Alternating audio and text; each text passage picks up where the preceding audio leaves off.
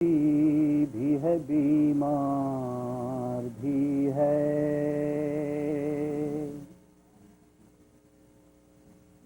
پوچھا ایک شخص نے شبیر تمہارا ہے کون؟ بولے بابا بھی ہے، آقا بھی ہے، سردار بھی ہے سلام اس پر جو قیدی بھی ہے بیمار بھی ہے. پہنچے نزدیک جو کوفے کے تو زینب نے کہا، پہنچے نزدیک جو کوفے کے تو زینب نے کہا، سر بھی عریان ہے، بلوا بھی ہے، بازار بھی ہے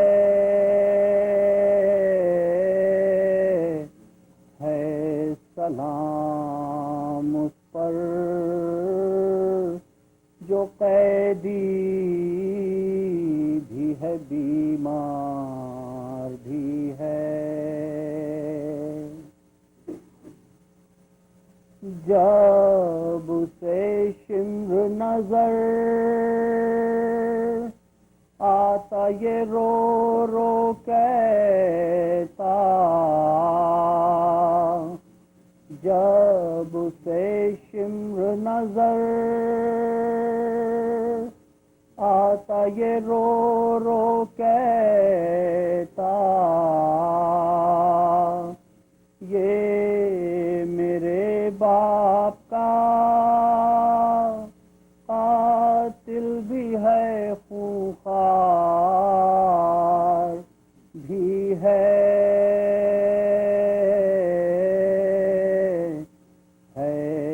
سلام اس پر جو قیدی بھی ہے بیمار بھی ہے.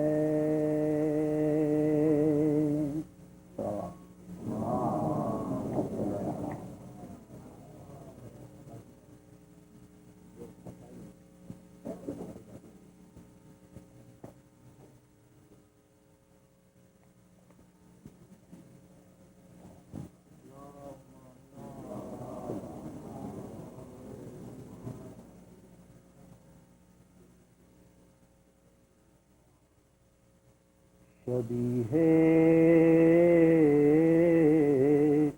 امام زمان کھینچتے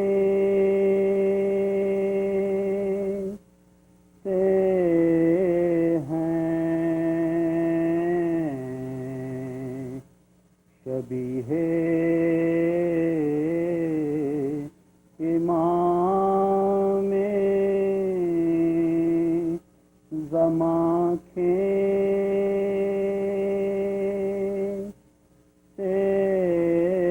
ہیں، تصور میں تصویر جاں کھینچتے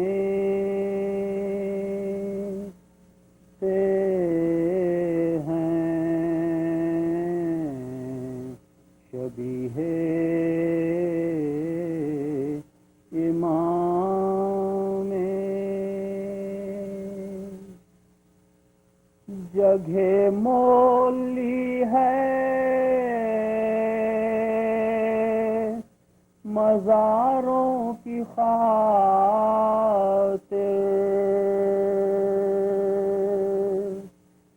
جگہ مولی ہے مزاروں کی خاطر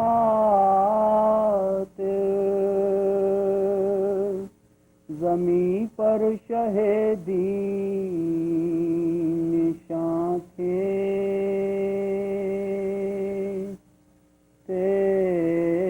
ہیں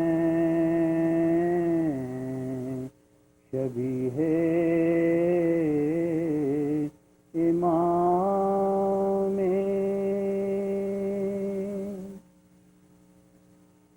ہوا جن کو لگنے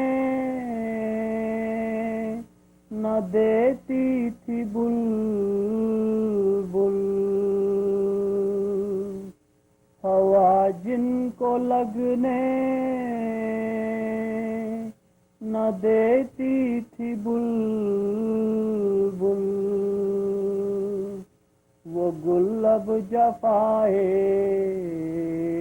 خزاں کھینچتے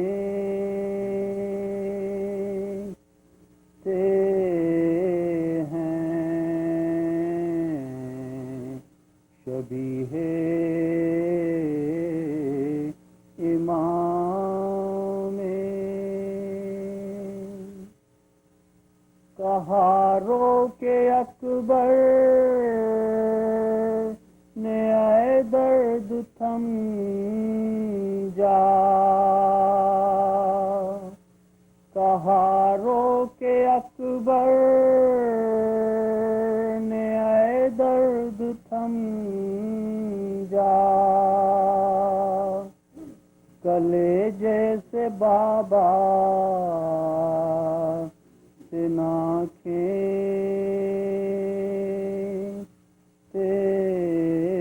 ہیں شبیہ امام کہاں بیڑیاں اور کہاں پائے آبے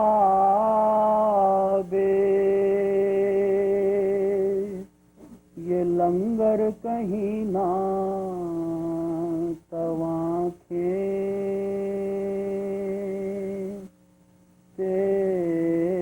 ہیں شبیہ امام پکاری سکینہ دہائی ہے بابا پکاری سکینہ دہائی ہے بابا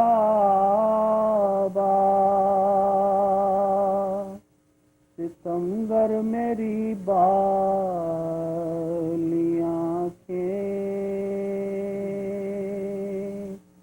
کھینچتے ہیں شبیہ امام زماں کھینچتے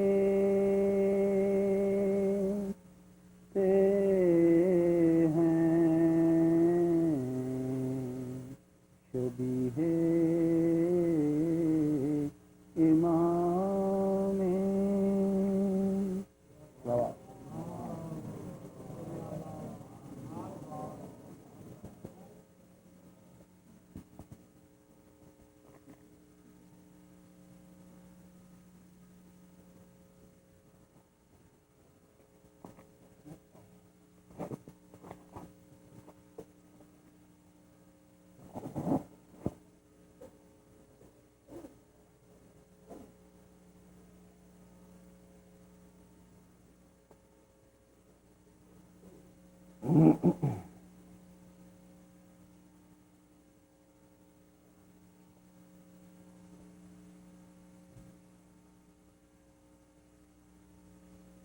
فاتحہ.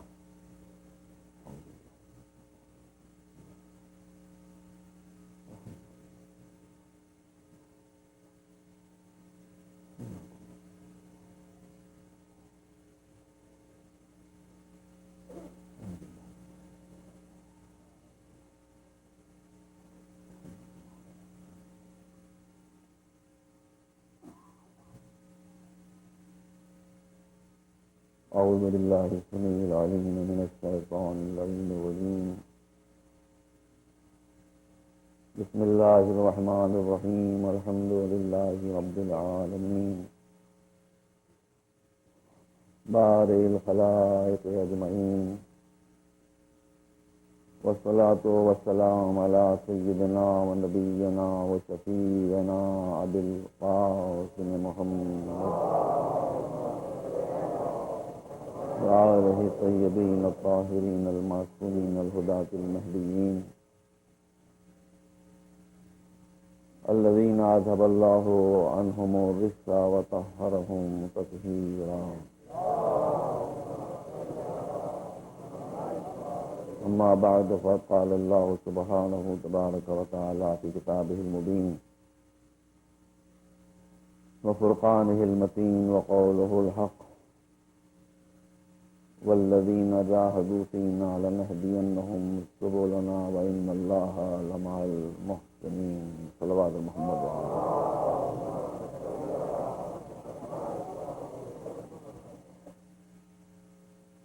برادران عزیز، کل بھی میں نے اس آیت کریمہ سے متعلق کچھ باتیں آپ کے سامنے پیش کی تھیں، جس میں ہم سب کے پیدا کرنے والے کا یہ ارشاد ہے کہ وہ لوگ جو ہماری راہ میں جہاد کریں، ہم ان کے لیے اپنی طرف آنے والے راستوں کو کھول دیتے ہیں، اور اللہ ان لوگوں کے ساتھ ہوتا ہے جو اچھے کاموں کو پورے خلوص، پوری لگن اور پوری تندہی سے انجام دیتے ہیں۔ کل کی مجلس میں نے عرض کیا تھا کہ بیسک بات یہ ہے کہ ہمارے نوجوانوں کو اس بات کا یقین دلا دیا جائے، چاہے اس میں جتنی بھی محنت کرنا پڑے، کہ قرآن مجید اللہ کا کلام ہے۔ جب ان کو اس بات پر یقین ہو جائے گا تو پھر قرآن کے لیے ان کا اپروچ چینج ہو جائے گا، اور وہ قرآن کی ہدایات اور اس کے احکام پر عمل کرنے کے لیے تیار ہو جائیں گے۔ اسی سلسلے میں نے عرض کیا تھا کہ اللہ نے اپنے پیغمبروں کو ہمیشہ میریکلز اور معجزات کے ساتھ بھیجا، اور ہمارے نبی کو بھی معجزے دیے گئے، مگر اور پیغمبروں کے معجزوں میں اور ہمارے پیغمبر کے معجزے میں فرق یہ ہے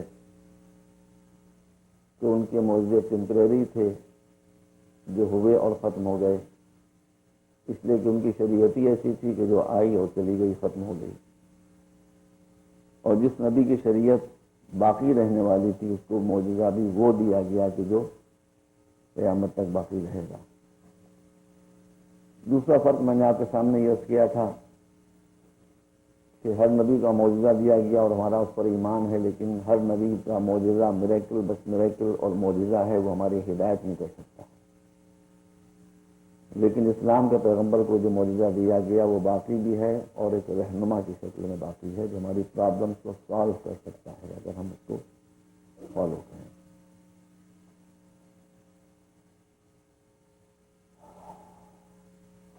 یہاں پر زیادہ تر حضرات ہندوستان اور پاکستان سے آئے ہوئے تشریف فرما ہیں۔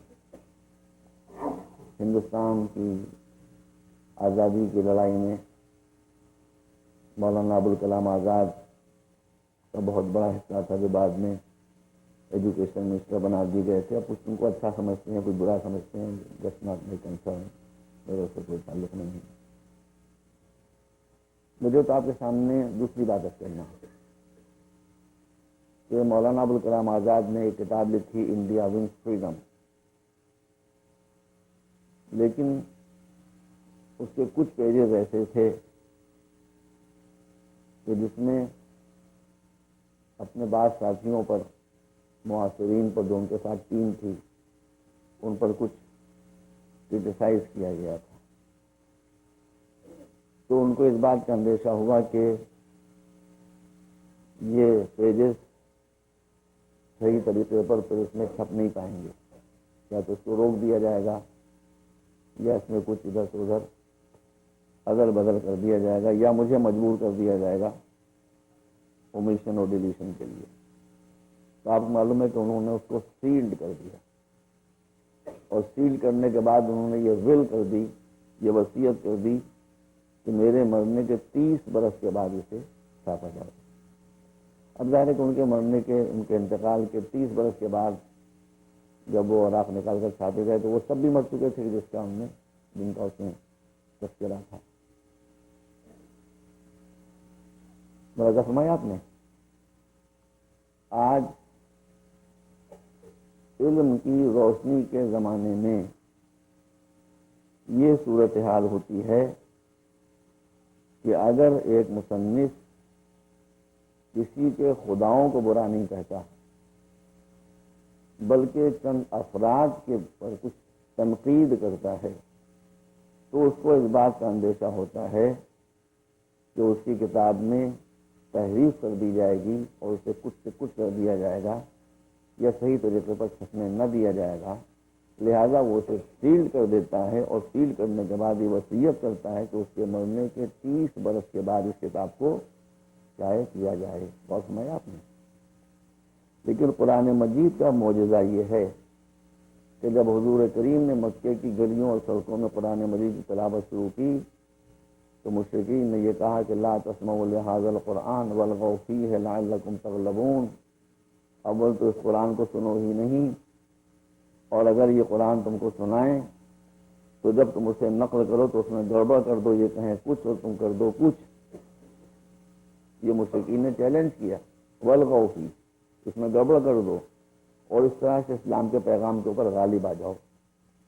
مگر اللہ کی قدرت قاہرہ یہ تھی کہ حضور نے اس قرآن کو چھپایا نہیں، اس قرآن کو سیلڈ نہیں کیا، بلکہ جو لوگ یہ کہہ رہے تھے کہ اس میں گڑبڑ کر دو، اس میں تحریف کر دو، اس کو کچھ سے کچھ کر دو، انہی کے ہاتھوں میں تھما دیا، انہی کے سامنے پیش کر دیا کہ اگر تمہاری ہمت ہے تو اس میں تحریف کرو، اس میں کچھ سے کچھ کرو، اس میں کوئی تبدیلی پیدا کرو۔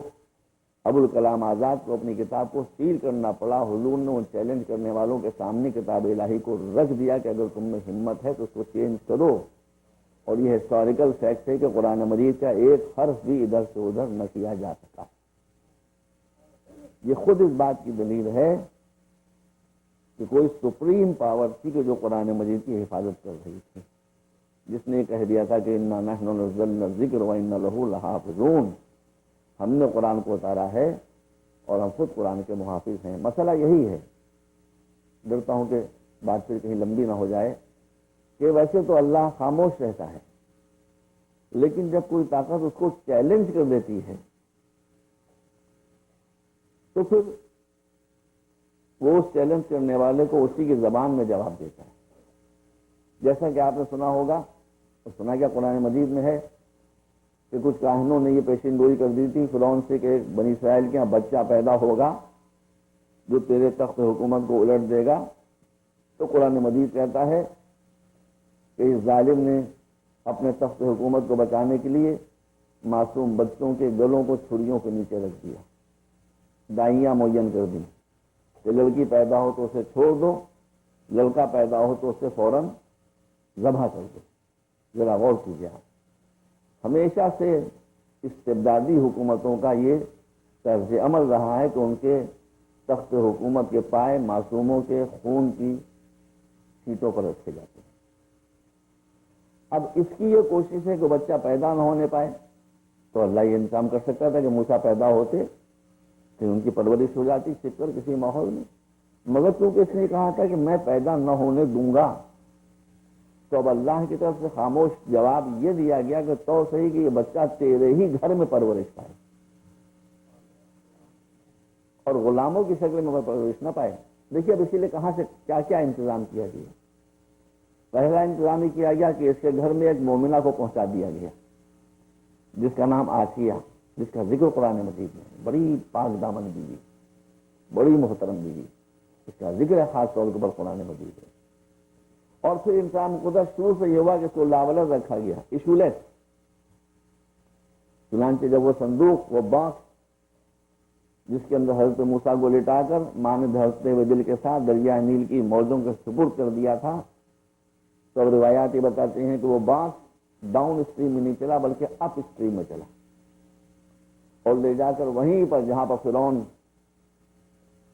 دریا کنارے بیٹھا ہوا تھا، محل اس کا بنا ہوا تھا، وہاں پر جا کر وہ باکس کنارے سے لگا اور اس کو اٹھایا گیا، اس میں سے بچہ نکلا۔ تو صورت و شکل دیکھ کر اس نے کہا کہ یہ تو اسرائیلی بچہ معلوم ہوتا ہے، بڑا خوبصورت بچہ ہے، یہ اسے قتل کر دو۔ تو قرآن مجید کہتا ہے کہ اس وقت وہ اس کی نگرانی کرنے والی جو ہم نے پہلے سے انتظام کر دیا تھا، وہ آگے بڑھی اور اس نے اس بچے کو گود میں اٹھا لیا اور کہا کیوں مارتے ہو اس کو، ہمارے تو کوئی اولاد بھی نہیں ہے، نتخذہ ولدا، کیوں نہ اس کو ہم بیٹا بنا کر اس کی پرورش کریں۔ اب دیکھا آپ نے کام قدرت کہ فرعون نے کہا تھا کہ ہم اس بچے کو پیدا نہ ہونے دیں گے، تو اللہ نے کہا کہ تو صحیح کہ یہ بچہ پیدا ہو اور تیرے ہی گھر میں شہزادہ بن کر پرورش پائے۔ اور پھر روایات کو آپ دیکھیے تو روایات آپ کو یہ بتائیں گے کہ موسیٰ نے اس شان سے پرورش پائی کہ بچے ہیں ابھی گود میں، فرعون گود میں لیے بیٹھا ہوا ہے، داڑھی اس کی ضرورت سے زیادہ لمبی تھی، اتنی لمبی تھی کہ بچپنے میں موسیٰ کا ہاتھ پہنچ گیا۔ تو اس عالم میں، بچپنے کے عالم میں، موسیٰ نے اس کے ایک ہاتھ سے داڑھی پکڑی اور دوسرے ہاتھ سے اس کے منہ پر تماچا لگایا۔ اب دیکھ رہے ہیں یہ ساری باتیں جنہیں اللہ نے یہ انتظام کیا کہ تو سے یہ بچہ تیرے گھر میں پلے اور تیرے منہ پر تماچے مار مار کر پلے۔ تو کبھی وہ شخص جو قدرت سے ٹکراتا ہے، اللہ اس کو اسی کی زبان میں جواب دیتا ہے۔ تو چونکہ ان لوگوں نے یہ کہا تھا کہ ہم قرآن میں تحریف کر دیں گے اور قرآن میں گڑبڑ کر دیں گے، تو ان کے سامنے کتاب الہی کو رکھ دیا گیا کہ اگر تم میں ہمت ہو تو اس میں گڑبڑ کرو۔ اور آپ کو معلوم ہے کہ بس یہی ایک اکیلی کتاب وہ ہے الہامی کو جو آج اپنی اوریجنل شکل میں ہمارے سامنے موجود ہے۔ تینی مجلسیں ہیں یہاں پر، اور جیسا کہ آج سے ظاہر ہے آپ کو، آپ کے سامنے کہ میں ہمیشہ ان مسائل کے اوپر گفتگو کیا کرتا ہوں کہ جن کے بارے میں یہاں ہماری کمیونٹی کو، مسلم کمیونٹی کو کنفیوز کرنے کی کوشش کی جاتی ہے میڈیا کے ذریعے سے۔ تو جہاد کے بارے میں بہت زیادہ کنفیوژن پھیلایا جاتا ہے، اس لیے میں نے یہ موضوع لیا ہے۔ اور کل میں نے آپ کے سامنے جو عرض کیا تھا اس سلسلے میں وہ یہ تھا کہ میں نے آپ کو بتایا تھا کہ اسلام کی نظر میں، دین کی نظر میں، قرآن کی نظر میں مسلمان کی نہیں، انسان کی جان کی اہمیت کیا ہے۔ کل میں نے آپ کے سامنے کچھ باتیں ایسی تھیں کہ انسان کی جان کی اہمیت کیا، مسلمان کی جان نہیں، سنی کی جان نہیں، شیعہ کی جان نہیں، ایک انسان کی جان، وہ نان مسلم کیوں نہ ہو، اس کی اہمیت کیا ہے۔ اور دوسری بات میں نے آپ کے سامنے عرض کی تھی کہ اسلام میں جان کی بہت اہمیت ہے، اور اللہ نے انسان سے زیادہ کوئی معزز و محترم مخلوق نہیں پیدا کی ہے، اور اس نے انسان کو اور خاص طور پر مسلمان کو اس بات کا اختیار نہیں دیا ہے کہ وہ کوئی ایسا کام کرے کہ جس سے وہ خود ذلیل ہو یا دوسرے کو ذلیل کرے۔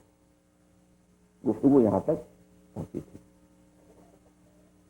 یہ میں آپ کے سامنے اس لیے کر رہا ہوں کہ آپ کو مسئلہ، سب سمجھدار لوگ ہیں، اس بات کا اندازہ ہو کہ وہ اسلام کی جو انسان کی جان کو اتنی اہمیت دیتا ہے، اگر وہ جہاد بمعنی قتال کا حکم دے گا تو کن حالات میں دے گا، اور ہمارے وہ انشاءاللہ میں کل آپ کے سامنے عرض کروں گا۔ تو اول تو جہاد کے جو معنی بتائے جاتے ہیں وہ جہاد کا ایک پارٹ ہیں، کل جہاد وہ نہیں۔ جہاد کے معنی تو کوشش کرنا، جہاد کے معنی ہے تو اسٹرائیو، جد و جہد کرنا۔ اور میں پوری ذمہ داری کے ساتھ یہ عرض کرتا ہوں کہ کچھ جہاد وہ ہیں کہ جن کو ہر وقت بجا لانے کے لیے ہم بحیثیت مسلمان مجبور ہیں کہ وہ جہاد ہم کرتے ہی رہیں، اور کچھ جہاد یعنی وہ جہاد جو بمانی قتال ہے، وہ جہاد جو بمانی وار ہے، وہ جہاد ہے کہ جب حالات ہمیں مجبور کر دیں تب وہ الاؤڈ ہوتا ہے. تو زمین و آسمان کا فرق ہے دونوں باتوں میں. جہاد کی کچھ قسمیں وہ ہیں کہ جو ہم پر واجب ہیں، فریضہ ہیں کہ ہم وہ جہاد ہر وقت کرتے رہیں، جس جہاد کے بجلانے کے لیے ہم مجبور ہیں.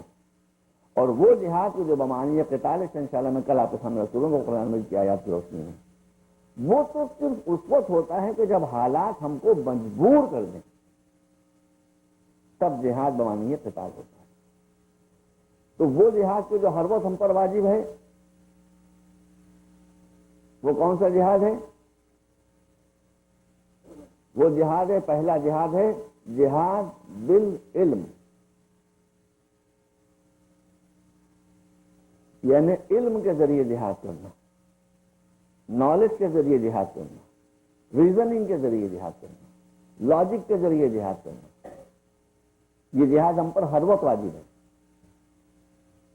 اور میں آپ سے پوچھنا چاہتا ہوں کہ جب کوئی شے ہم پر واجب کی جائے تو وہ شے جس پر ٹکی ہوئی ہو اس کا حاصل کرنا ہمارے لیے واجب نہیں ہوگا. میں ٹیکنیکل جو ٹرمنالوجی ہے شیل کو استعمال نہیں کر رہا ہوں. مثال دے دوں میں آپ کو. مثلا نماز واجب ہے، مگر نماز وضو کے بغیر نہیں ہو سکتی، وضو پانی کے بغیر نہیں ہو سکتا. تو جب نماز وضو کے بغیر نہیں ہو سکتی اور وضو پانی کے بغیر نہیں ہو سکتا تو آپ کے لیے ضروری ہے کہ جہاں مسجد بنائے وہاں پانی کا انتظام کریں. اس لیے کہ مسجد میں اگر پانی کا انتظام نہیں ہے تو آدمی نماز کیسے پڑھے گا؟ تو بجائے خود تو نماز واجب ہے، لیکن نماز بغیر وضو کا نہیں ہو سکتی، وضو بغیر پانی کا نہیں ہو سکتا. اس لیے پانی کا انتظام مسجدوں میں کرنا ضروری ہے. تو اب جب اسلام ہم کو حکم دے رہا ہے کہ جہاد بالعلم، یعنی نالج کے ذریعے، ریزننگ کے ذریعے، لاجک کے ذریعے تمہیں ہر وقت مصروف جہاد رہنا چاہیے ہے، تو جب علم کے ذریعے ہم کو وہ جہاد کرنے کو حکم دے رہا ہے تو کیا علم کا حاصل کرنا ہمارے لیے واجب نہیں ہوگا؟ اگر ہمارے پاس علم نہیں تو ہم کس ہتھیار سے جنگ کریں گے؟ اگر ہمارے پاس نالج نہیں ہے تو ہم کس ہتھیار سے جنگ کریں گے؟ اور یہ بھی آپ یاد رکھیے کہ جیسا زمانہ ہوتا ہے ویسے ہتھیار ہوتے ہیں. حضور کا جو زمانہ تھا وہ زمانہ تھا کہ جب تلوار سے جنگ ہوتی تھی، جب نیزوں سے جنگ ہوتی تھی، جب برچھوں سے جنگ ہوتی تھی. اب دیکھیے گا. اور اسی لیے آپ قرآن گھوڑوں سے جنگ ہوتی تھی. تو جب آپ قرآن مجید کو دیکھیں گے اور احادیث کو دیکھیں گے تو اس میں گھوڑوں کا ذکر ملے گا. والعادیات ضبحا فالموریات قدحا فالمغیرات صبحا فاثرن به نقعا فوسطن به جمعا. آپ دیکھیں گھوڑوں کا ذکر ہے یہاں سب. تو اب اگر کوئی شخص یہ کہے تو حضور کے زمانے میں تو جو جہاد ہوتا تھا وہ گھوڑوں کے ذریعے ہوتا تھا، تلواروں کے ذریعے ہوتا تھا. حدیثوں میں تلواروں کا ذکر ہے، قرآن میں تلوار کا ذکر ہے، قرآن میں گھوڑوں کا ذکر ہے. تو گھوڑوں کے علاوہ کسی شے کو اور استعمال کر کے جہاد کرنا اور تلوار کے علاوہ کسی اور شے کو استعمال کر کے جہاد کرنا تو بدعت ہے. اس لیے رسول کے زمانے میں تلوار سے جہاد ہوتا تھا، نیزے سے جہاد ہوتا تھا. صحابہ کرام گھوڑوں میں بیٹھ کر آتے تو اونٹوں میں بیٹھ کر آتے تو ان سے جہاد ہوا کرتا تھا. کوئی اس کو مانے گا؟ اس کو کوئی نہیں مانے گا. تو اس کا مطلب ہے کہ زمانے کے بدلنے کے ساتھ ساتھ ہمیں اسلحہ بدلنا پڑتا ہے. زمانے کے بدلنے کے ساتھ ساتھ ہمیں آلات جنگ کو بدلنا پڑتا ہے. تو اسی طرح سے علم کے میدان میں بھی ہم کو علم کے آلات جنگ کو بدلنا پڑے گا. آج کے زمانے میں آج کے زبان میں گفتگو کرنا پڑے گی، آج کی لاجک میں بات کرنا پڑے گی، آج کے انداز سے بچوں کو سمجھانا پڑے گا. آپ اگر یہ چاہتے ہیں کہ بچے آپ کے مسلمان رہیں تو کبھی ان کو پریشرائز نہ کریں، کبھی نہ کریں پریشر، ورنہ وہ ریبیلیس ہو جائیں گے. ان کو سمجھانے کی کوشش کریں. اور اگر آپ نہیں سمجھا پا رہے ہیں تو جو آدمی ان کو سمجھا سکتا ہے اس سے انٹروڈیوس کر دیں کہ وہ ان کو سمجھائے. لیکن اس فری سوسائٹی میں اگر آپ نے بچوں کو پریشرائز کیا تو نہ صرف یہ کہ وہ مذہب کو چھوڑ دیں گے بلکہ مذہب سے ریبیلیس ہو جائیں گے. ایسا نہ کریں. تو ایک تو ہے جہاد بالعلم، مگر اب اسے کیا کیا جائے؟ آج میں نے الحادی اسکول دیکھا، مجھے بڑی خوشی ہوئی. بعد کچھ کام تو یہاں پر ہوا. اللہ ان سب حضرات برائے خیر دے کہ جنہوں نے یہ اسکول دیکھا مجھے بہت اچھا لگا اسکول، بہت اچھا اسکول ماشاء اللہ. اور آپ لوگوں کو پورا کوآپریشن کرنا چاہیے اور اپنے بچوں کو اسکول میں جہاں تک ہو سکے بچوں کو پڑھنے کے لیے بھیجنا چاہیے. 4 بچوں سے اسکول شروع ہوا تھا، 125 بچے ماشاء اللہ اس میں ہیں. 125 بچے کچھ نہیں ہوتے ہیں، 4 کے مقابلے میں 125 بہت ہیں، بہت پروگریس ہے. لیکن پھر بھی 125 بچے تھوڑی ہیں. کچھ ہمارے یہاں جو یونٹی کالج میں ماشاء اللہ 1600 بچے پڑھ رہے ہیں. تو 12,000 کا ماحول ہوتا ہے. مجھے دیکھا جو اسٹینڈرڈ آف ایجوکیشن ہے مجھے وہ کم سے کم بہت اچھا الحمدللہ نظر آیا، ہر لحاظ سے، اسلامی لحاظ سے بھی اور ماڈرن لحاظ سے بھی.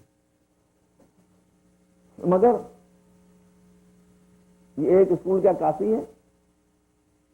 کیا جنگل کی آگ کو آپ بکٹ سے بجھا سکتے ہیں؟ کیا جنگل میں لگی ہوئی آگ کو آپ بالٹیوں کے پانی سے بجھا سکتے ہیں؟ مجھے نسبت سے آج معاف کر دیجیے، میں نے وہاں کی مجلس میں عرض کیا تھا کہ 24 سال مجھے آتے آتے آپ کی خدمت میں ہو چکے ہیں اور اس وقت سے بکے جا رہا ہوں. مسئلہ کیا ہے؟ مسئلہ ہے ویژن کا. میرا نظریہ کیا ہے وہ کل میں عرض کر چکا آپ کے سامنے، آپ کو کسی غلط فہمی کا شکار نہیں ہونا چاہیے. مسئلہ ہے ویژن کا. مسئلہ یہ نہیں کہ کیا شے کی جائے اور کیا شے نہ کی جائے. مسئلہ یہ کہ پہلے کیا شے کی جائے بعد میں کیا شے کی جائے، بس فرق صرف اتنا ہے. یہ مسئلہ نہیں کہ کیا کیا جائے اور کیا نہ کیا جائے.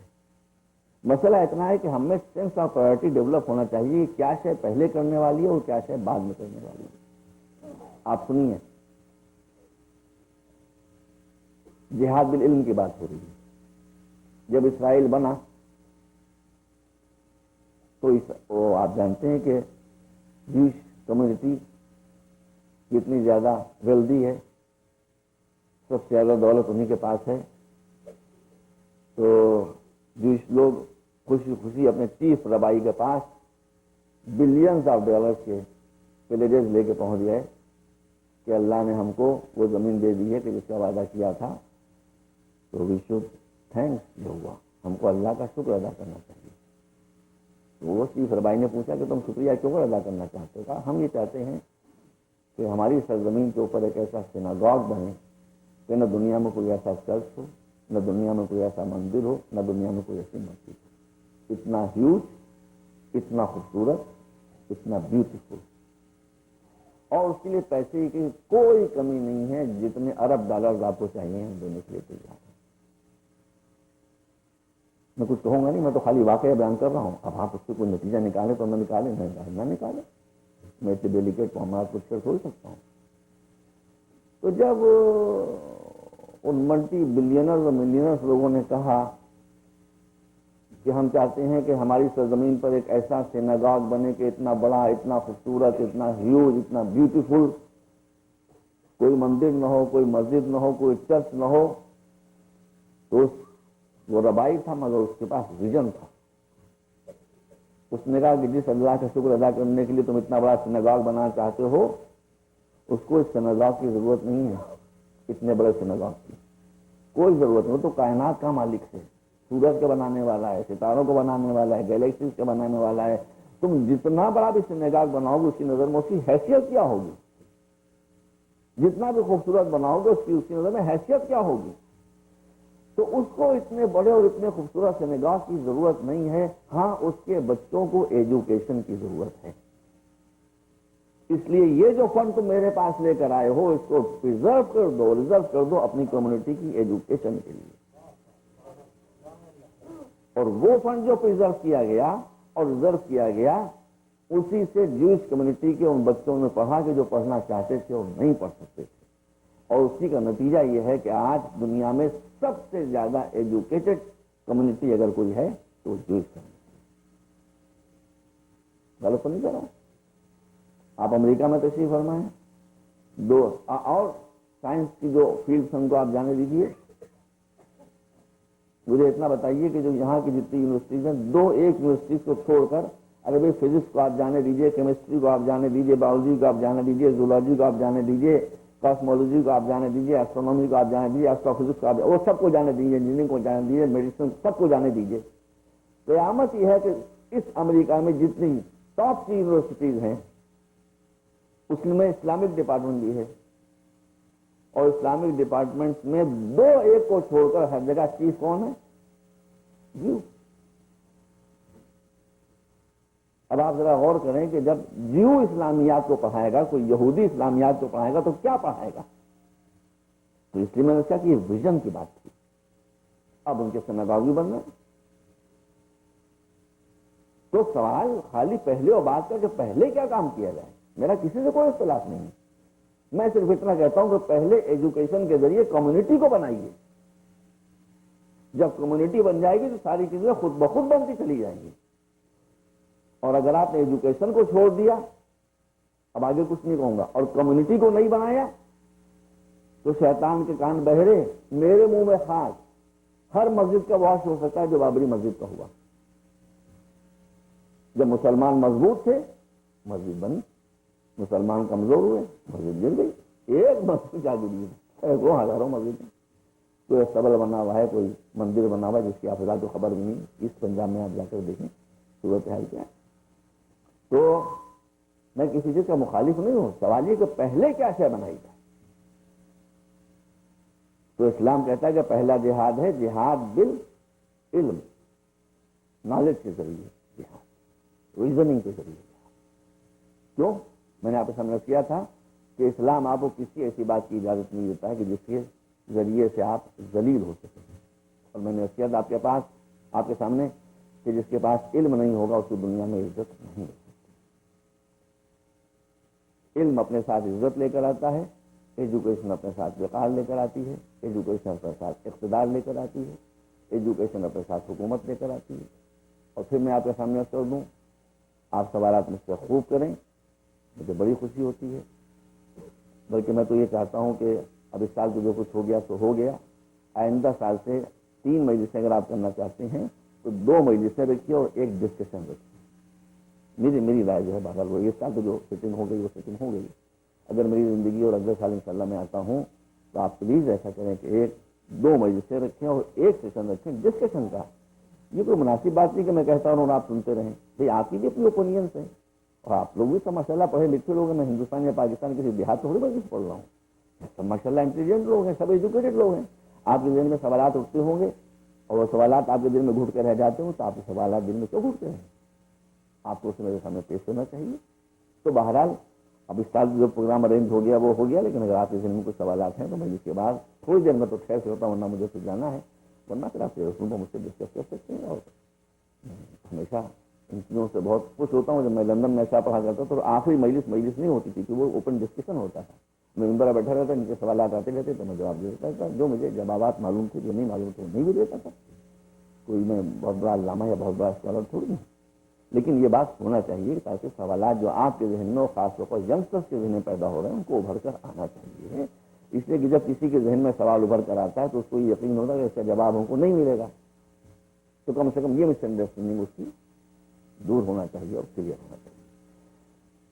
تو اب کرنے کا مقصد ہے کہ وہ جہاد کے جو آپ پر ہر وقت واجب ہے وہ ہے جہاد بالعلم، جو بغیر ایجوکیشن کے بغیر نالج کے نہیں ہوتا۔ نمبر 1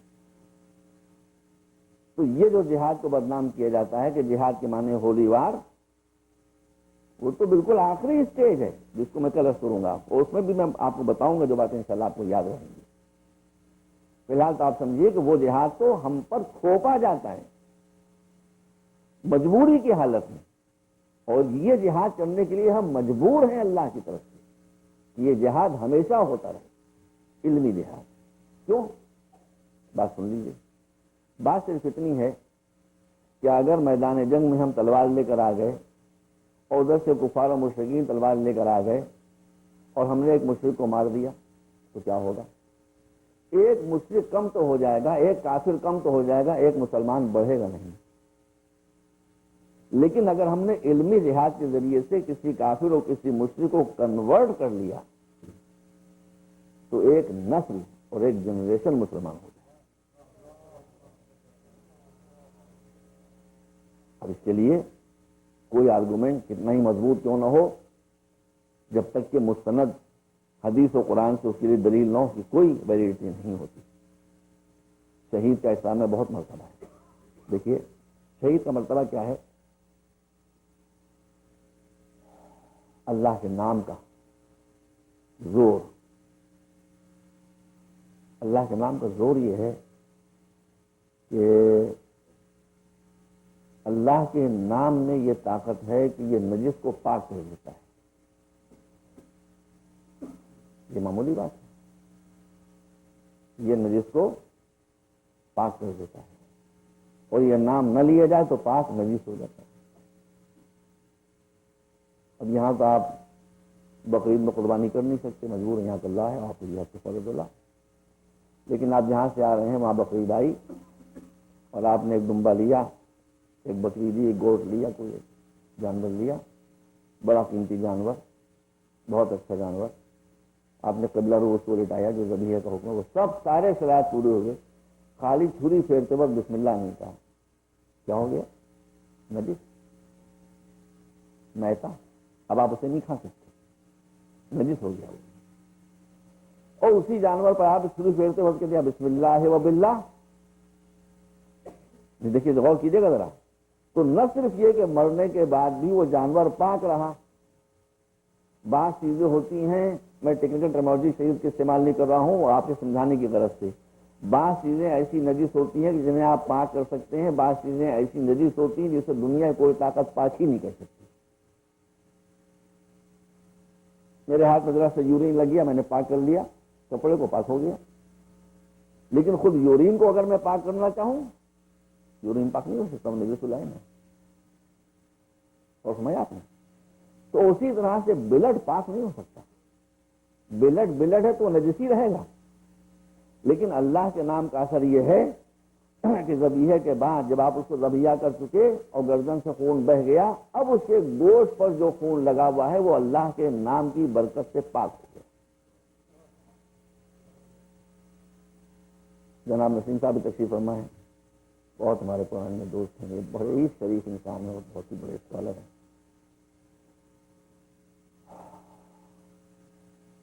جناب یہ بتائیے، کتا نجس ہے کہ پاک ہے؟ نجس ہے نا. یہ قرآن مجید میں ذکر ہے، کوئی خرابی بات تھوڑی ہے. وما علم من الجوار مکلبین، قرآن مجید میں آیت موجود ہے. اب آپ کا شکار کرنے کے لیے، اور شکار کرنے والا ٹرین کتا آپ کے ساتھ تھا، آپ نے کسی ڈیئر یا کسی اور جانور پر اس کتے کو چھوڑا، اور جب آپ نے کتے کو روانہ کیا، اشارہ کیا کہ جھپٹ اس کی طرف، صاحب نے کہا بسم اللہ و باللہ. کتا کیا ہے؟ نجس. اس نے جا کے ہرن کا ٹیٹوا پکڑا، وہ بیچارہ کمزور جانور تھا، اٹھنے سے ہو گیا، مر گیا، ختم ہو گیا. تو کیا ہو گیا؟ کس نے مارا اس کو؟ ایک نجس جانور نے.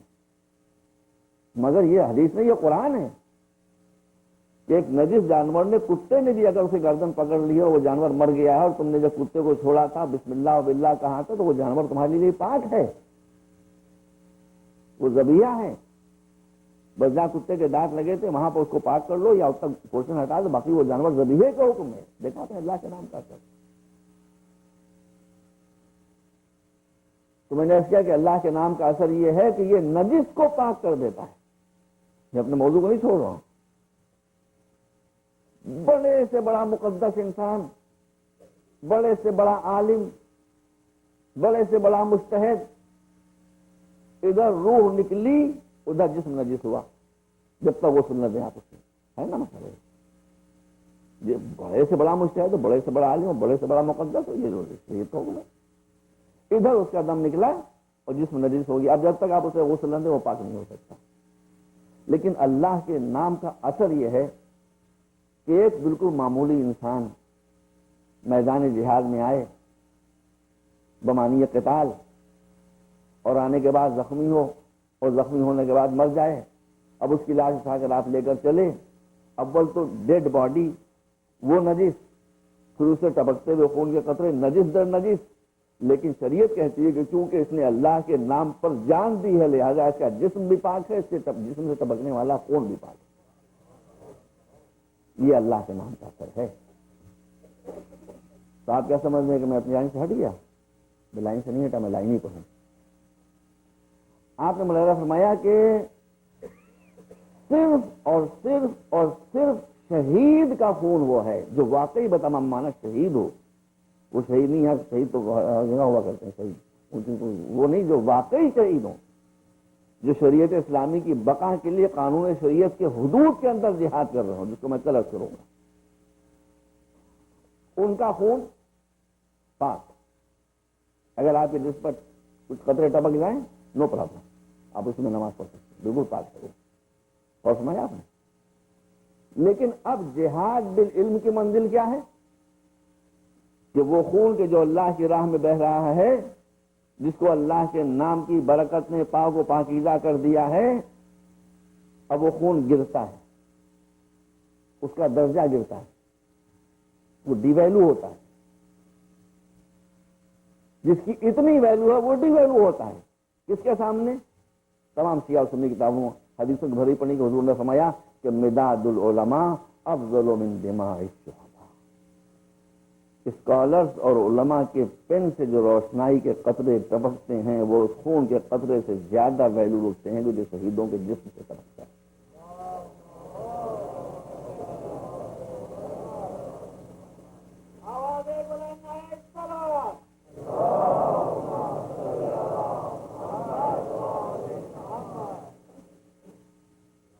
تو جو جہاد ہم پر واجب ہے،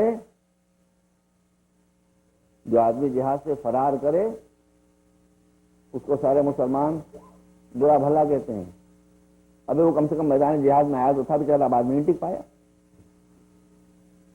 آپ تو اس میدان جہاد میں آتے ہی نہیں، آنے پر تیار ہی نہیں. جہاد بالعلم کے میدان میں دیکھیے میرے لیے ایک ذاتی مشکل یہ بھی ہوتی ہے کہ بیچ میں فرمائشیں بھی آ جاتی ہیں. میں کوشش کرتا ہوں کہ ان فرمائشوں کو بھی کسی طرح سے موضوع میں لپیٹ لوں، حالانکہ بعض وغیرہ دشواری ہوتی ہے.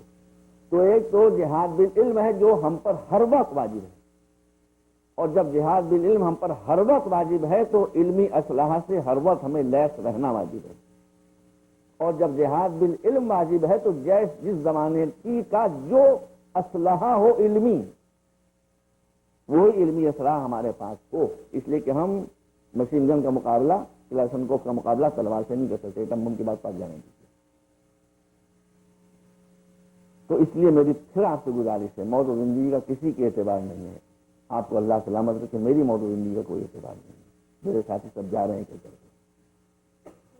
تو میری بات کو یاد رکھیے، اگر میں زندہ ہوں، اور نہیں تو میری وصیت کو یاد رکھیے کہ اگر آپ 21 سینچری میں سروائیو کرنا چاہتے ہیں تو آپ کو ٹاپ پرائرٹی ایجوکیشن پر دینا پڑے گی. دیر از نو وے آؤٹ. کوئی دوسرا راستہ ہی نہیں ہے اس کے علاوہ. اور آپ یہ نہ گھبرائیں، کچھ جسارتیں کر رہا ہوں، کچھ لوگ اس کو قبول نہیں بھی کریں گے تو ٹھیک ہے، نہ قبول کریں، کوئی ایسی بات نہیں ہے. ہر آدمی کرنے ضرور ہوتے ہیں. لوگ کہیں گے ہمارے بچے ماڈرن ایجوکیشن کو حاصل کر کے گمراہ ہو جائیں گے. اول تو گمراہ نہیں ہوں گے. یہ آپ سے کس نے کہہ دیا گمراہ ہوں گے؟ اگر ان گراؤنڈنگس مضبوط ہیں، اگر آپ کے ایسے انسٹیٹیوشنس موجود ہیں جو ان کی ہدایت کر سکتے ہیں، تو بچے کاہے گمراہ ہوں گے؟ اور میں تو ذرا جسارت کر رہا ہوں، اگر آپ قبول نہ کریں تو نہ کریں، میں اصرار نہیں کروں گا. میرا اپنا پرسنل ویو ہے کہ پڑھ لکھ کر آدمی گمراہ ہو جائے وہ پھر بہتر ہے جاہل مسلمان سے. دیکھیے میں نے گڑبڑ کی بات کہہ دی ہے. یہ بات میں اس لیے کہہ رہا ہوں، یہ خالی الفاظ کا گورکھ دھندا ہے. دیکھیے پڑھ لکھ کر جب آدمی مسلمان ہوگا تو اس کا ویژن براڈ ہوگا، اس میں کیپبلٹی آف ایکسیپٹنس ہوگی. آپ اس کو پھر مسلمان بنا سکتے ہیں، پھر اسلام کے فولڈ میں لا سکتے ہیں. اور جاہل کا مسئلہ تو یہ ہے کہ جہالت اور اسلام میں تو بیر ہے. جہاں جہالت ہوگی وہاں اسلام نہیں ہوگا، جہاں اسلام ہوگا وہاں جہالت نہیں ہوگی. اور اگر کوئی جاہل اپنے کو مسلمان کہہ رہا ہے تو ہمارے لیے پرابلم ہے. اس لیے کہ اس ظاہر کو دیکھ کر کوئی پڑھا لکھا آدمی مسلمان ہونا چاہے گا بھی تو مسلمان نہیں ہوگا، سمجھے گا کہ اسلام تو جاہل ہوگا مطلب ہے. تو جہالت سے بڑی کوئی مصیبت نہیں. ایک بات یہ. دوسرا جہاد کہ جس میں ہر وقت اللہ نے ہمیں حکم دیا ہے کہ ہم مصروف رہیں، وہ کیا ہے؟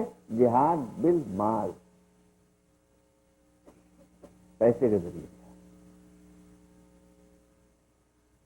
روپے کے ذریعے جہاد. آپ نہ سمجھیں کہ میں کوئی آپ سے اپیل کرنے والا ہوں. میں کوئی اپیل نہیں کرتا، یہ میرا کام نہیں ہے. اب مجھ سے کہا گیا تو میں کیا کروں؟ تو گھما پھرا کے لا رہا ہوں اس کو. دوسرے ہے جہاد بالمال، پیسے کے ذریعے جہاد کرنا. میں دوسری بات آپ کے سامنے کر رہا ہوں. جب میں نے اس کی آپ کے سامنے کہ جہاد بالعلم واجب ہے تو ہماری کمیونٹی کو ٹاپ پرائرٹی دینا ہوگی علم کو. قرآن کہتا ہے جاہدوا باموالہم اور جاہدوا باموالہم دونوں ہیں کہ جہاد کیا انہوں نے اپنے مالوں کے ساتھ، تو جہاد کرو اپنے مالوں کے ساتھ. تو قرآن ہم کو حکم دے رہا ہے کہ ہم اپنے مال سے جہاد کریں. تو جب قرآن ہم کو حکم دے رہا ہے کہ اپنے مال سے ہم جہاد کریں تو مال ہوگا بھیا تبھی تو آپ جہاد کریں گے. میں آپ سے کوئی چندے کی اپیل نہیں کر رہا ہوں، میں تو آپ سے کہہ رہا ہوں کہ آپ دولت مند بنیں. میں آپ سے کوئی پیسہ نہیں مانگ رہا ہوں. میں آپ سے کہہ رہا ہوں کہ اپنے اپروچ کو اور اپنے تھنکنگ اینگل کو تھوڑا چینج کریں. اسلام آپ کو غریب نہیں دیکھنا چاہتا ہے. کبھی میں نے عرض کیا تھا اسلام آپ کو دولت مند دیکھنا چاہتا ہے. اسی غربت کی وجہ سے، اسی افلاس کی وجہ سے آج آپ کتنا نقصان اٹھا رہے ہیں. اگر آپ کے پاس بھی یہودیوں کی طرف سے پیسہ ہوتا تو میڈیا آپ کے بھی قبضے میں ہوتا. آپ کا پیسہ نہیں، میڈیا ہے بکا ہوا. ہر چیز پر جیوز کا قبضہ، میڈیا پر ان کا قبضہ. بڑے خوبصورت انداز سے وہ برین واشنگ ہماری کر رہے ہیں، ہمارے بچوں کی برین واشنگ ہو رہی ہے. معصوم بچے بیچارے کیا جانے کہ اس کے پیچھے کون سا کھیل چل رہا ہے، کون سا گیم چل رہا ہے، کیا جانے وہ ساری بات ان کی کیا پتہ. تو اس لیے جب جہاد بالمال واجب ہے اور اللہ اس کا حکم دے رہا ہے تو مال کا حاصل کرنا بھی واجب ہے. غربت کو مٹائیے. یاد رکھیے آپ کی دنیا میں طاقت دو ہی چیزوں سے آتی ہے. آپ اس کے بعد میں خوب سوال کریں. دنیا میں طاقت صرف اور صرف دو چیزوں سے آتی ہے. دنیاوی طاقت کی بات میں کر رہا ہوں. دنیاوی طاقت صرف دو چیزوں سے آتی ہے، ایک مال سے اور ایک ایجوکیشن. جی اس کو دیکھ لیجیے کتنی تعداد ہے ان کی. مسلمان کتنے ہیں؟ 1 ارب. بڑے فخر سے کہتے ہیں کہ ہم 1 ارب ہیں. جیوز کتنے ہیں؟ اتنے سے. پیڑ کون رہا ہے؟ وہ. پٹ کون رہا ہے؟ ہم. بھیا کا ابھی ایسے کیوں ہے؟ دنیا میں کہیں کسی بکری نے ہاتھی کو مارا ہے آج تک؟ تو یہ بکرا ہاتھی کو کیوں مار رہا ہے؟ وہ ہاتھی کیوں بے بس ہے؟ ہم 1 ارب ہیں اور وہ اتنے سے ہیں، چند لاکھ، اور پوری دنیا کو نچا رہے ہیں. کیوں نچا رہے ہیں؟ اس لیے کہ ان کے پاس وہ 2 ٹولز موجود ہیں نچانے والے، ایک ایجوکیشن، ایک نالج اور ایک ویلتھ. یہ دونوں چیزیں تو آپ پاس ہونا چاہیے تھی. میں نے کسی مجلس میں عرض کیا تھا آپ کے سامنے اور نصیر صاحب تشریف فرمائے. یہ خاص طور پر کر رہا ہوں کہ مولا علی نے فرمایا ہے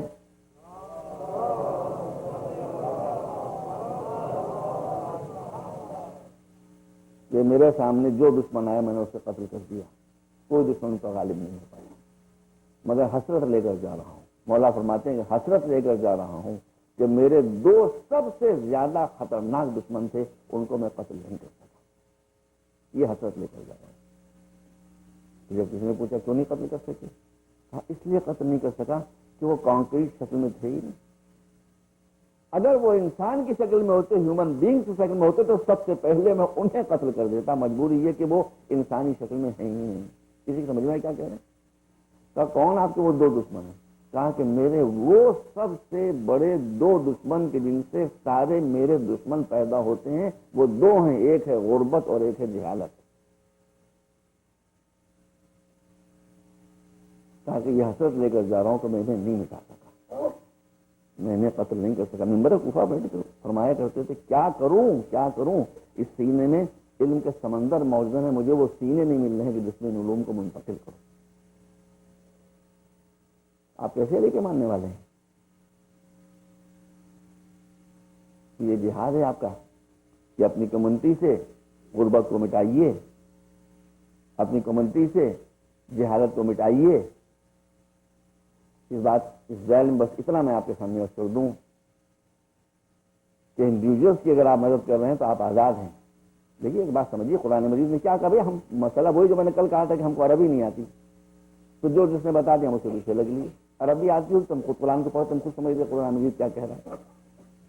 قرآن مجید کہتا ہے کہ مثل الذین ينفقون اموالهم فی سبیل اللہ کمثل حبۃ انبتت سبع سنابل فی کل سنبلۃ مئۃ حبۃ واللہ یضاعف لمن یشاء. کہتا ہے وہ لوگ کہ جو ارشاد قرآن ہے کہ وہ لوگ کہ جو اللہ کی راہ میں خیرات کرتے ہیں ان کی مثال ایسی ہے جیسے کوئی دانہ بوئے، دانہ پھینکے نہیں. آپ حضرات سمجھتے ہیں کہ آپ نے کسی کو مدد کر دی تو آپ کا فریضہ ادا ہو گیا. یہ فریضہ آپ کا ادا نہیں ہوا. دانا پھینکنے کا قرآن حکم نہیں دے رہا ہے، دانا بونے کا حکم دے رہا ہے. اس کا مطلب ہے کہ صحیح جگہ پر آپ کو پیسہ صرف کرنا چاہیے اور اس پر چیک کرنا چاہیے. اور جب آپ کا پیسہ ہے تو آپ کا یہ حق حاصل ہے کہ آپ نے جس کو پیسہ دیا اس سے آپ پوچھیں کہ ہمارا پیسہ کہاں صرف ہوا، اور اس کو بتانا چاہیے کہ یہاں پر صرف ہوا. ایک پیسہ نواز نکلا ہوا ہے کہ ہر آدمی پروجیکٹ لے کر آتا ہے. میں کسی کے بارے میں کچھ نہیں کہنا چاہتا، میں تو آپ سے اصول کی بات کہتا ہوں. جب آپ کے سامنے کوئی شخص پروجیکٹ لے کر آئے کہ یہ پروجیکٹ ہم لے کر آئے ہیں، اس میں یہ ہوگا، اس میں وہ ہوگا، اور یہ ہوگا، وہ ہوگا، اور یہ نتیجہ ہوگا، اور یہ انقلاب آ جائے گا، اور یہ طوفان آ جائے گا، اور یہ زمین اگڑ جائے گی، اور یہ ہمالیہ جو ہے وہ ڈھیر ہو جائے گا. تین چیزیں آپ دیکھ لیں. اگر وہ تین چیزیں ہیں تو آپ ضرور مدد کریں، چاہے کوئی ہو، ہندوستان سے ہو، پاکستان سے ہو، ایران سے ہو، افغانستان سے، کہیں سے ہو، ضرور مدد کریں. پہلے تو آپ یہ چیک کریں کہ has he identified the problem of the community. اس نے کمیونٹی کی پرابلمس کو آئیڈینٹیفائی کیا ہے، اس کو معلوم بھی کہ ہماری پرابلمس کیا ہیں. Number 1. Number 2, 100% transparency of the account. جب آپ پیسہ دے رہے ہیں تو آپ کو پورا حق ہے پوچھنے کا ہمارا پیسہ کہاں گیا، اس کو ایک ایک پائی کا حساب دینا چاہیے. 100% transparency of the account and concrete result. یہ نہیں کہ ہم نے اتنے آدمی کو مسلمان کر لیا، کدھر ہے وہ آدمی کو مسلمان کیا. یہ نہیں کہ ہم نے اتنے گھر بنا دیے، کدھر ہے وہ گھر کو جو بنائے. یہ نہیں کہ ہم نے اتنے آدمیوں کی بچیوں کی شادی کرا دی، کدھر ہیں وہ بچیاں، نام پتے ہم کو بتائیں اور آپ اس کو چیک کریں. Identification of the problem, 100% transparency of the account and concrete result. یہ تین ہو سامنے آپ کے تبھی آپ کسی پروجیکٹ سے مدد کریں. جو میرے علم میں ہیں کہ آنے والے پروجیکٹ لے کر 2 طرح کے افراد ہیں. اب میں ڈرنے والے پروجیکٹ سے نکل چکا ہوں. یا تو ایسے لوگ آتے ہیں جو اتنے سیدھے ہوتے ہیں کہ ان کو پروجیکٹ چلانا نہیں آتے، اور یا اتنے تیز ہوتے ہیں کہ باتیں بنا کے پیسہ لے جاتے ہیں، نہ آبجیکٹ ہوتا ہے نہ پروجیکٹ ہوتا ہے، پیسہ سب ختم ہوتا ہے. تو یہ آپ کی ذمہ داری ہے کہ آپ دیکھیں کہ آپ کا پیسہ جا رہا ہے اور صحیح جگہ پر جا رہا ہے اور صحیح طریقے سے صرف ہو رہا ہے. ایک مرتبہ صلوات بھیجیں آپ ہو رہا ہے.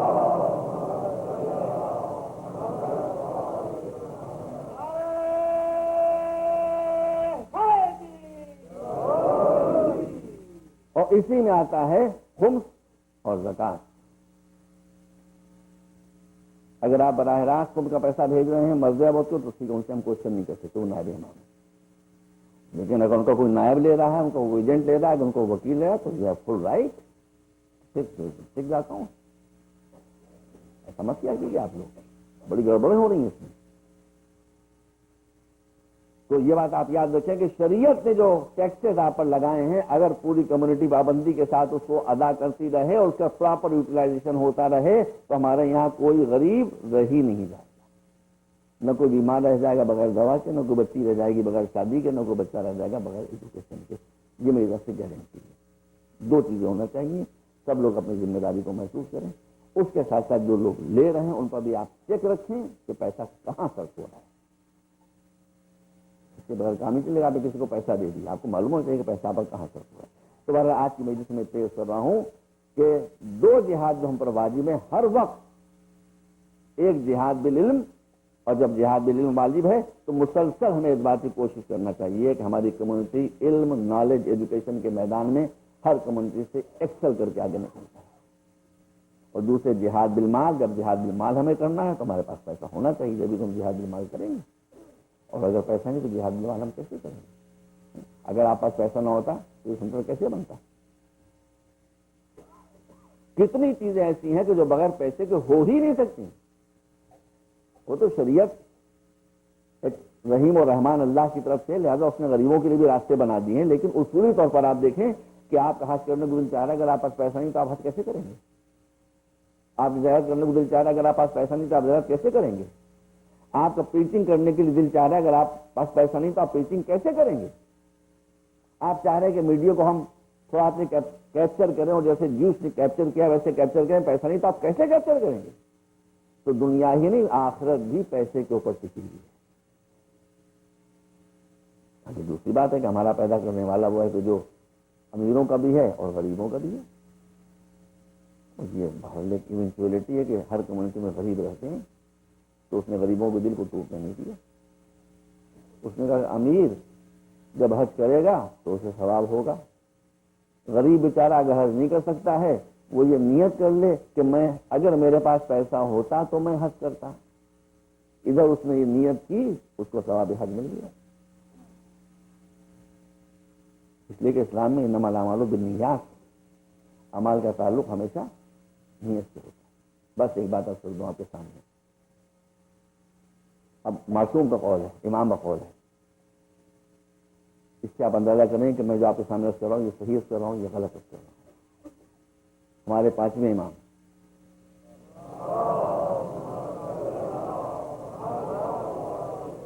حضرت امام محمد باقر، آپ نے 1-2 حج کیے، زیادہ حج نہیں کرنا۔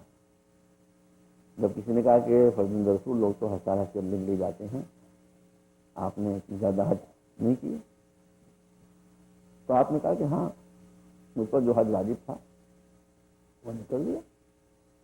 پھر یہ کہتی ہے کہ ہر مسلمان پر اگر اس میں استطاعت ہے، اس میں کیپبلٹی ہے اور صلاحیت ہے تو 1 مرتبہ حج واجب ہے، دوبارہ واجب نہیں ہے، 1 مرتبہ حج کر لیا کافی ہے۔ تو آپ نے فرمایا کہ میں اس لیے حج کرنے کے لیے نہیں جاتا، وہی دیکھیے ویژن کی بات ہے۔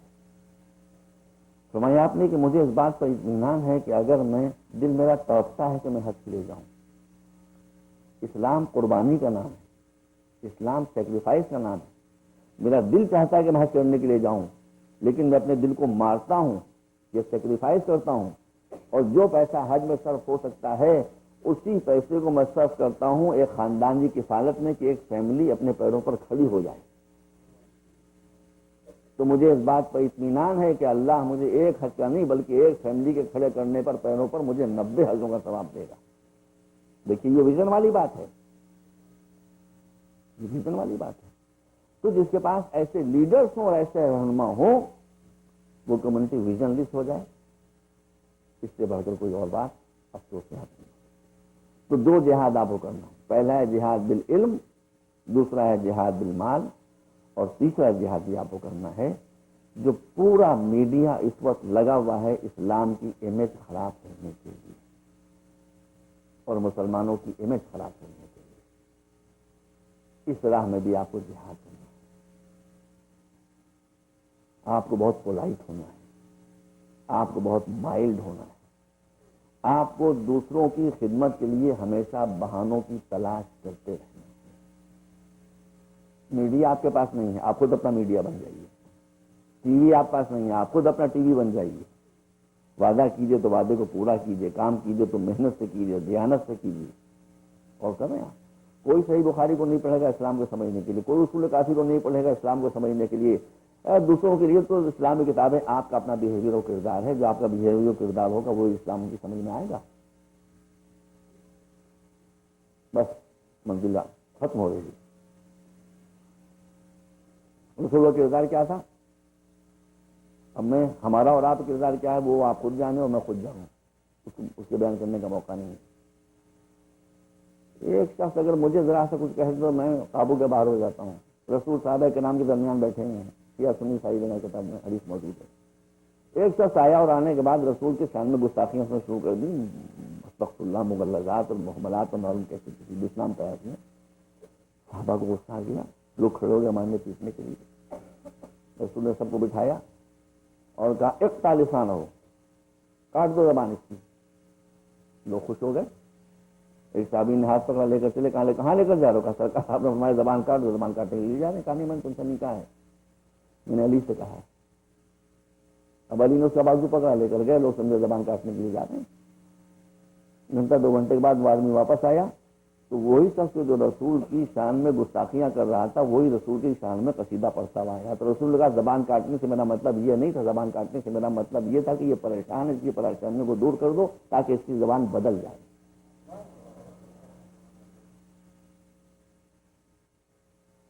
اور آج ہمارے چوتھے امام امام زین العابدین کی شب شہادت ہے. پتہ نہیں یہ گھڑی صحیح کر لی کہ وہ گھڑی صحیح کر لی, میں خود ہی کنفیوز ہو رہا ہوں. میں تو اپنی گھڑی کو دیکھوں گا. خیر, تو اس امام کردار کو ملاحظہ فرمایا, مجھے افسوس یہ وقت بہت کم رہ گیا ہے. پہلی بات تو آپ یہ دیکھیے کہ ذرا سی آپ پر مصیبت پڑتی ہے, آپ اللہ کے شکوہ کرنے لگتے ہیں. انصاف کی بات یہ ہے کہ امام حسین سے زیادہ مصیبت پڑی ہے سید الساجدین پر. خدا کی قسم میں غلط نہیں کہہ رہا ہوں. امام حسین سے زیادہ مصیبت پڑی ہے حسین کے اس بیٹے کے اوپر, جس کا نام تھا زین العابدین, جس کی عمر 22 سال کی کربلا کے میدان. اس لیے کہ حسین کے سامنے 71 لاشیں اور زین العابدین کے سامنے 72 لاشیں, باپ کی لاش کی نظروں کے سامنے پڑی. جس وقت قافلہ روانہ ہو رہا تھا کوفے سے, کربلا سے کوفے کی جانب, اور بیٹے کی نظر باپ کی لاش کے اوپر پڑی ہے. یہ باپ کون ہے؟ رسول کا نواسا. آج 1500 برس کے بعد ہم کو معلوم ہے کہ رسول کا سلوک کیا تھا حسین کے ساتھ, زین العابدین کو نہیں معلوم ہوگا. تو یہی بچہ رسول کی پشت پر نماز میں بیٹھ جاتا تھا تو رسول نماز کو طول دے دیتے تھے. یہی بچہ رسول کے کاندھے پر سوار ہوا کرتا تھا.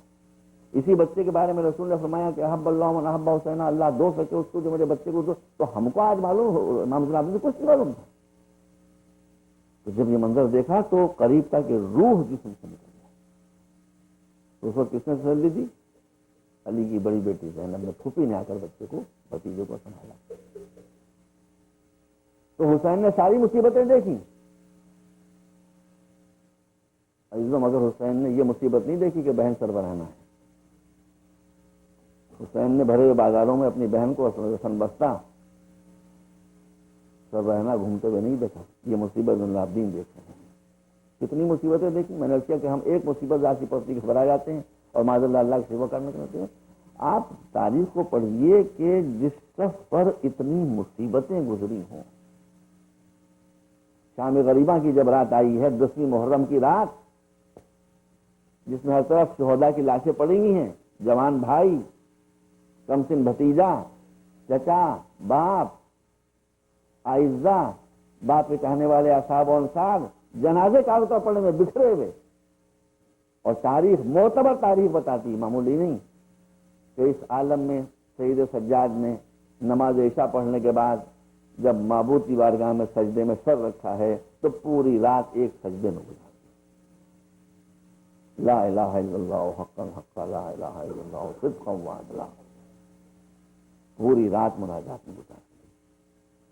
اور اس کے بعد آپ تاریخ کو پڑھ لیں, جو راوی بیان کرتا ہے, جو مورخ بیان کرتا ہے, وہ یہ کہ ہم نے سید سجاد کو جب بھی دیکھا یہی دیکھا کہ اللہ کی بارگاہ مناجات ہو رہی, دعائیں ہو رہی, کوئی شکوہ نہیں ہو رہا ہے, حمد و ثنا الہی.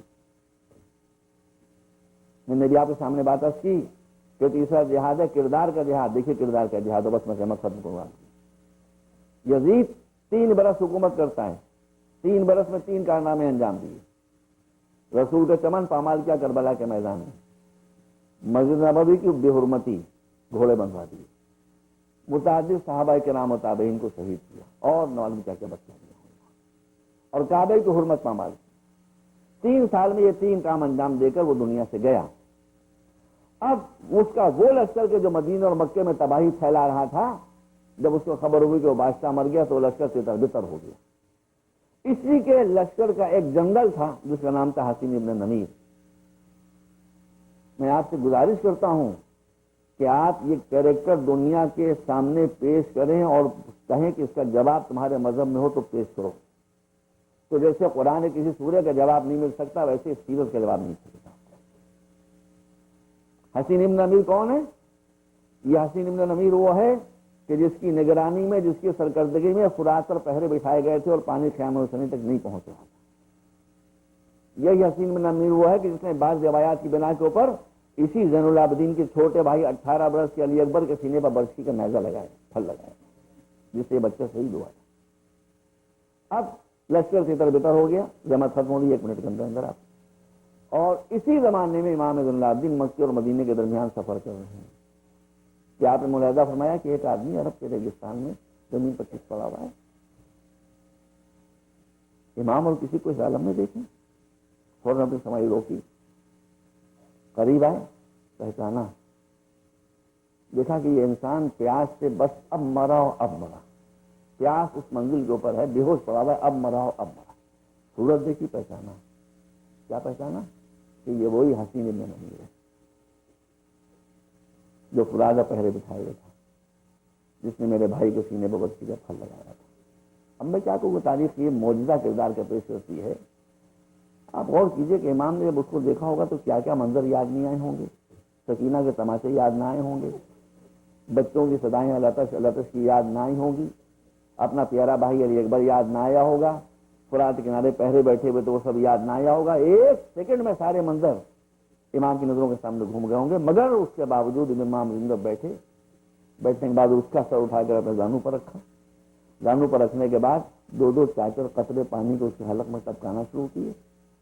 جب تھوڑا پانی اس کو ملا، اس کی آنکھ کھلی، اور آنکھ کھلنے کے بعد اس نے امام کو دیکھا تو کہا زین العابدین، میں نے تو آپ کو پہچان لیا کہ آپ حسین کے فرزند زین العابدین علی بن حسین، لیکن اچھا ہوا کہ آپ نے مجھے نہیں پہچانا، اس لیے کہ آپ نے اگر مجھے پہچان لیا ہوتا تو اس جنگل میں، اس بیابان میں، اس ریگستان میں تڑپ تڑپ کر پیاس سے ہلاک ہو جانے کے لیے مجھے چھوڑ دیتے، میری جان نہ بچاتے۔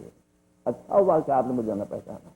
امام نے کہا کہ تو سمجھتا ہے میں نے تجھے نہیں پہچانا، میں نے تجھے پہچانا، تو حسین ابن نمیر ہے، تو میرے بھائی کا قاتل ہے، تو فرات کا پہرے بٹھانے والا ہے، لیکن حسین ابن نمیر ہم کیا کریں کہ ہم سے تو تیری پیاس بھی نہ دیکھیے۔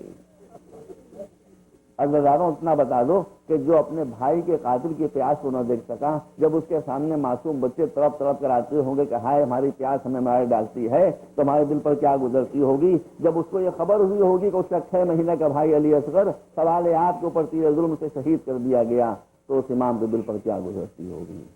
وَسَيَعْلَمُ الَّذِينَ ظَلَمُوا أَيَّ مُنقَلَبٍ يَنقَلِبُونَ اللهم اغفر للمؤمنين والمؤمنات والمسلمين والمسلمات الأحياء منهم والأموات إنك تغفر الذنوب جميعا برحمتك يا أرحم الراحمين۔ حضرات کل عارف تعالیٰ صاحب کی جو مجلس ہے، پروگرام